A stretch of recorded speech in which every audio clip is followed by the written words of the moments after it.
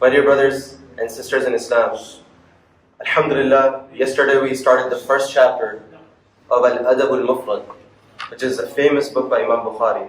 And Alhamdulillah, we covered the first hadith yesterday. Today, inshallah, we're going to dive right into the second hadith. And here's how the second hadith goes. I want you to pay attention to the wording and the translation closely, because I'm going to ask a question or two. And the hadith goes like this, that Abdullah ibn Umar radiallahu anh says, that generally in the happiness of the father lies the happiness of Allah. And generally in the anger of the father lies the anger of Allah. Now the fathers in the audience are like, yes, score. This is the hadith we've been waiting for.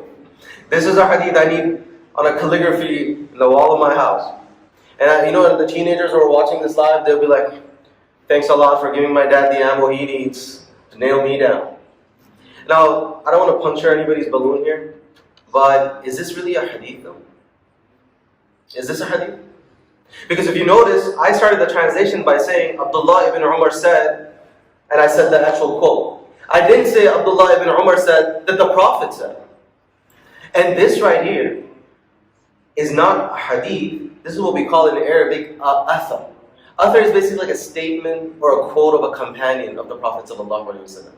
And hadith is generally what a Prophet ﷺ says.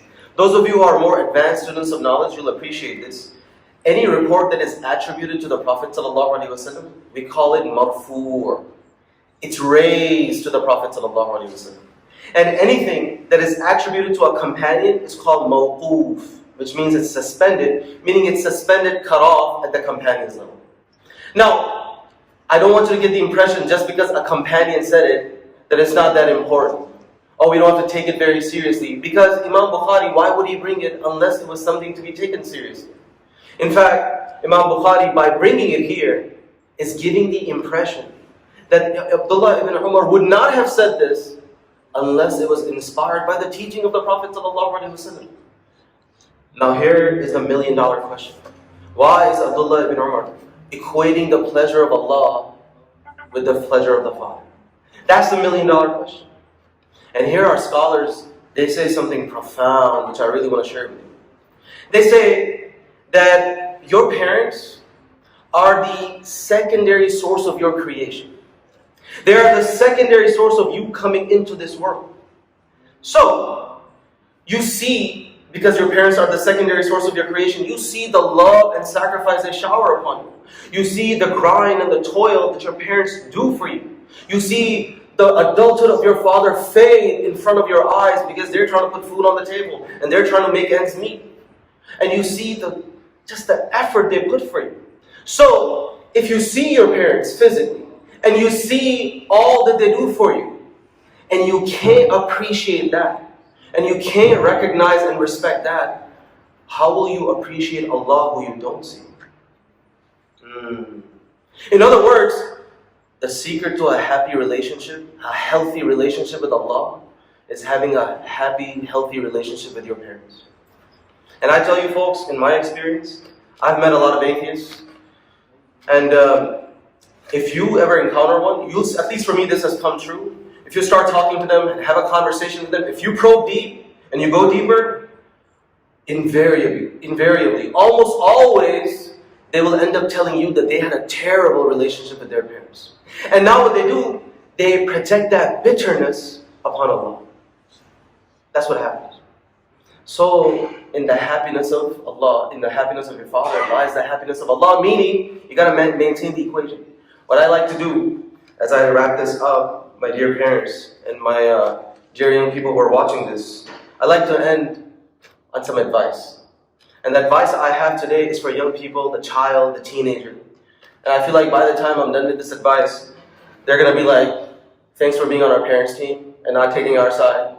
And to them I say that I got plenty of advice for your parents. And inshallah in the next few hadith that we're going to cover, we got plenty that's coming their way and they're going to hate me too. So it's okay. The advice that I have for our young people is that if your parents are alive, make sure you're on good terms with them. Make sure that no matter how rough and how unreasonable your parents seem to be. Your teenage brain will tell you that your parents are old school, they're overbearing, they're so controlling. Your brain will tell you all these things. But despite how unavailable and difficult your parents might be to deal with, just keep in mind that there always has to be a baseline of respect that is always afforded to them. It has to be there. Why? Well, first, because it makes Allah happy. I hope that means something. That in their happiness lies the happiness of Allah.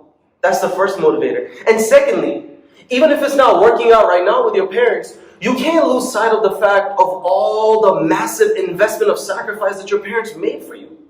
You can't selfishly turn a blind eye to that. You can't forget all of this because right now you're going through tough times and a rocky terrain with your parents.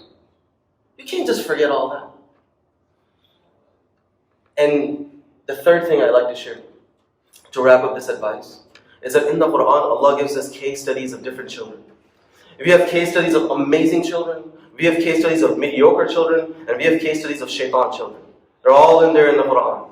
And in Surah Al-Ahqaf, Allah tells us a case study of a child who made his parents' life miserable. Allah says, وَالَّذِي قَالَ لِوَالِدَيْهِ أُفِّ لَكُمَا. And the one who told his parents, أُفِّ لَكُمَا, which I translate as, I'm so done with you two. Get out of my life. I hate this family. Why can't you let me be happy? This is the conversation he's having with his parents. And then he goes on to say, أَنْ أُخْرَجَ وَقَدْ خَلَتِ الْقُرُونُ مِنْ قَبْلِ. Can you stop lecturing me already? Why are you always on my case? Leave me alone. And what are those parents doing? وَهُمَا يَسْتَغِيثَانِ اللَّهِ. Allah says that they're literally praying to Allah for a miracle. They're so frustrated. There's no hope on the horizon. Istighatha in Arabic is when you seek rain in a place and a time but there's no sign of rain. And you're literally asking Allah for like a supernatural event for rain to happen. These parents they have basically tried everything. Nothing's working out. They're like, Allah, we need a miracle because I can't even recognize my kid anymore. He doesn't even look like my child. Before I open my mouth, this kid is ready to explode. And then these parents what do? Out of their frustration, they begin to command and yell and scream. وَيْلَكَ آمِنْ. Pray, salli, pray. Why don't you do your homework? Why don't you look after your grades? Why don't you come home early? Why are you hanging out with this person? Why don't you read any Quran? You're going to go to hell. And what does this teenager say? He's like, okay, boomer, keep your lectures to yourself. Stop scaring me with this heaven and hell business. Keep your religion thing to yourself. And he walks out. Just how realistically Quran captures the conversation that's happening in the living rooms of Milwaukee, Wisconsin is unbelievable. Allah says regarding these young people, now my dear parents, please don't go home and force your kids to watch this. Please. Otherwise they're going to hate me too. Allah says regarding these young people, أُولَٰئِكَ الَّذِينَ حَقَّتْ عَلَيْهِمُ الْقَوْلُ فِي أُمَمٍ. These young people have rightfully become deserved of the verdict of punishment. What is that? إِنَّهُمْ كَانُوا خَاسِرِينَ. They will always be losers. You will not win in life. You think you're fighting for your happiness. You think you're fighting for your freedom. But because of the suffering you've caused your parent, you will always be a loser in life. You will always be miserable. You may not see it now because you're surrounded by your friends and you're drunk in that pop culture, but you'll see it in your boss. You'll probably see it in your co-workers, and la samahallah, you might see it in your own kids. And you don't want to live that kind of a life. So we ask Allah subhanahu wa ta'ala to make us a coolness to the eyes of our parents. We ask Allah subhanahu wa ta'ala that we are able to fulfill the rights of our parents the way that Allah and His Messenger want for us. Subhana rabbika rabbil izzati amma yasifun wa salamun ala al-mursaleen walhamdulillahi rabbil alamin.